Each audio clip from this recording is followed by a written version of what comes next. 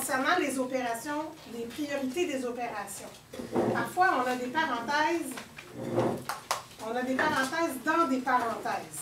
Alors, il y a plusieurs élèves qui disent, Madame, je fais quoi? Dans quel ordre je procède? Okay? Donc, quelqu'un se souvient, la grille que j'avais ici, alors, P, PA, qu'est-ce que je mettais en dessous? Le M et le D, je les mets au même niveau parce que c'est un ou l'autre. Puis ensuite, AS qui me fait PAMDAS. Alors, pour garder la logique du PAMDAS, on va prendre, je vais vous nommer le problème pour être sûr qu'on voit bien le tableau. On a 64 moins, grande parenthèse, petite parenthèse, 3 plus 6, fermez la petite parenthèse, multiplié par, ouvrir la petite parenthèse, 2 moins 1, fermez la parenthèse, fermez la grande parenthèse, plus 6 égale. Donc, en partant de ça, je prends mon PAMDAS pour ne pas me perdre et je me pose la question, est-ce que j'ai une parenthèse? Alors, je peux dire, oui, j'en ai une très grande. Ouais, ok, j'en ai une très grande, mais ça ne règle pas mon problème. Pas de problème, on va prendre le PAMDAS. Est-ce que dans cette parenthèse-là, j'ai une petite parenthèse? Ma réponse est oui, en fait, j'en ai même deux. Hier, je vous ai expliqué que quand on a plusieurs additions ensemble, on fait celle qui est à gauche en priorité. Alors, on va garder cette logique-là, puisqu'elle va bien fonctionner. J'ai deux parenthèses qui ont chacune une seule opération. Okay, vous comprenez? Dans la grande, j'en ai 3. C'est pour ça que je veux. Je vais aller chercher la plus petite parenthèse. La plus petite parenthèse, on va commencer par celle de gauche. Et je vais faire en priorité 3 plus 6, qui me donnera 9. Comme je vous ai montré hier, on va réécrire tout ce qui nous reste pour ne pas se perdre. Il faut pas que j'oublie que j'ai une grande parenthèse ici. Alors, j'aurai maintenant une étape de fait.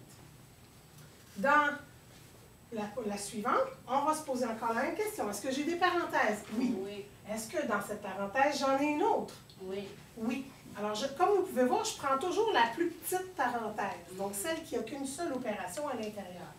Je vais faire 2 moins 1 qui me donnera 1. Et là, j'aurai éliminé celle-ci qui me permettra de garder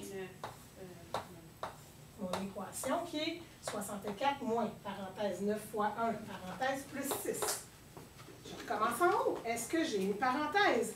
Oui. Maintenant, c'est le temps de faire la plus grande, puisqu'il ne me reste qu'une seule opération dans celle-là, qui est 9 fois 1, qui me donnera 9, plus 6, et j'ai 64 moins. Donc, prochaine étape, est-ce que j'ai des parenthèses? Non. Est-ce que j'ai une multiplication ou une division? Non.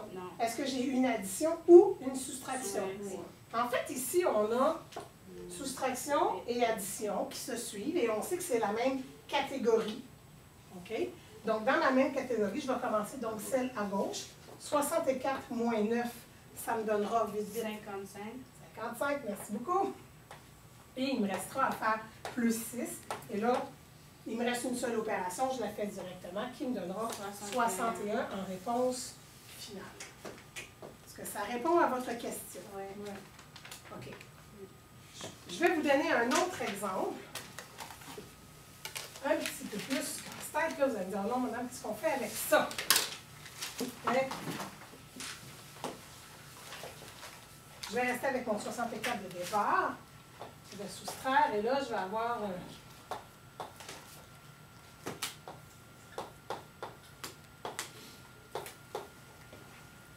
OK. Qu'est-ce que je fais avec ça? J'ai une parenthèse.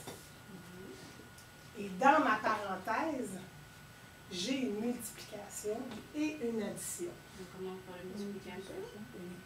Vous commencerez par la partie, l'opération qui est la plus haute placée dans ma grille. Donc, la multiplication passe avant l'addition. Vous devrez donc faire un 3 fois 6, 18, plus 2, avant de faire l'addition qui était dans la même parenthèse. OK? Donc, ensuite, j'aurai un 18 plus 2 qui me donne 20. 64 moins 20 me donne maintenant 44 comme réponse finale. Est-ce que ça vous va? Bon. Des questions? Mais moi, ce que j'ai remarqué, que c'est le même principe. Même il y a 2 autres parenthèses de plus, c'est toujours le même principe. Oui. C'est pour ça que le PAMDAS, si vous avez besoin de quelque chose de visuel, écrivez-le. Ça vous permet de situer à quel niveau se situe mon opération à faire. C'est pour ça que je mets parenthèse en premier, parce que ça veut dire que c'est une priorité qui est donnée là. Une chose que j'aimerais aussi vous montrer, que vous allez voir au secondaire, c'est que moi, ici, j'ai utilisé parenthèse, parenthèse, une par-dessus l'autre. Alors, j'ai utilisé des comme ça, puis j'ai mis des comme ça autour. Au secondaire, ce que vous allez probablement voir dans vos cahiers, plutôt que d'exprimer ça de cette façon-là, vous aurez à l'intérieur des parenthèses. Si je dois faire une parenthèse par-dessus, je vais la mettre entre crochets. OK? Donc, je vais mettre entre crochets. Et si je dois mettre une autre parenthèse par-dessus, je placerai un symbole comme celui-là, qui est encore une autre forme. C'est juste pour les distinguer. Donc, celle-ci s'appelle parenthèse, celle-ci s'appelle crochet, et celle-ci s'appelle accolade. Donc, si vous entendez un prof dire accolade, accolade, c'est ça. C'est le même symbole. Avez-vous déjà écrit sur le chat? Et quand vous écrivez, avez-vous déjà écrit ça avec le mot câlin ou bisou, avec des symboles accolade? Parce que accolade en français, le synonyme, c'est quand tu sers quelqu'un dans tes bras. C'est faire une accolade. Quand tu dis « Oh, salut », tu fais une accolade. Oui, une accolade. C'est mieux.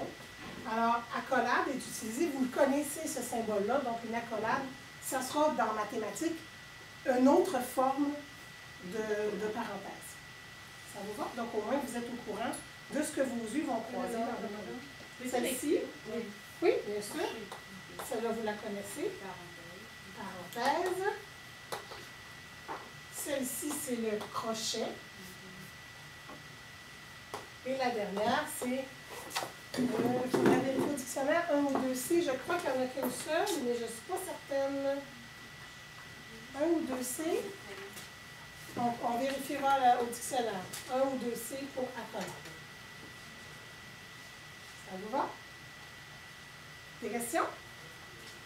Excellent.